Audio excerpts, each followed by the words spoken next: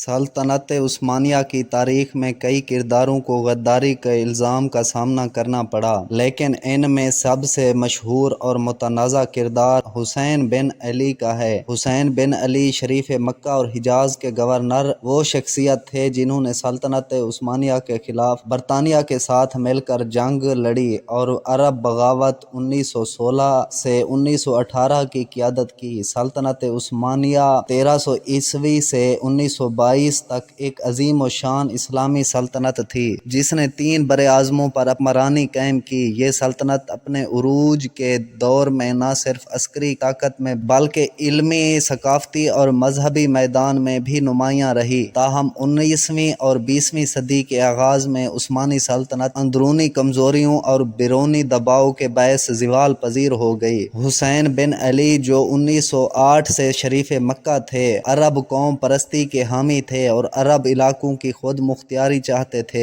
1916 میں حسین نے برطانیہ کے ساتھ خفیہ معاہدہ کیا جس میں برطانیہ نے وعدہ کیا تھا کہ اگر عرب عثمانیوں کے خلاف بغاوت کریں تو انہیں جنگ کے بعد ایک آزاد عرب ریاست دی جائے گی۔ عرب بغاوت جون 1916 میں شروع ہوئی اور حسین بن علی نے اپنے بیٹوں فیصل اور عبداللہ کے ساتھ مل کر اس کی قیادت کی۔ یہ بغاوت جزیرہ نما عرب میں عثمانی فوج کے خلاف تھی۔ برطانوی افسر جو عربیہ کے نام سے مشہور ہیں، انہوں نے بھی اس بغاوت میں اہم کردار ادا کیا۔ عرب بغاوت کے نتیجے میں عثمانی سلطنت کی مشرقی صوبے کمزور ہو گئے اور بالآخر 1918 میں یہ سلطنت پہلی جنگ عظیم کے اختتام پر شکست کھا گئی۔ حسین بن علی پر عثمانی سلطنت اور بہت سے مسلمان حلقوں کی جانب سے غداری کا الزام لگایا گیا۔ ان کے خلاف یہ الزام تھا کہ انہوں نے اپنے ذاتی مفادات اور اقتدار کی خواہش میں مسلمانوں کی ایک عظیم سلطنت کے خلاف بغاوت کی اور غیر مسلم طاقتوں کے ساتھ مل کر اسلامی اتحاد کو نقصان پہنچایا۔ جنگ کے بعد برطانیہ اور فرانس نے معاہدے کے تحت مشرق وسطیٰ کے علاقے آپس میں تقسیم کر لیے اور عربوں کے ساتھ کیے گئے وعدے پورے نہ کیے۔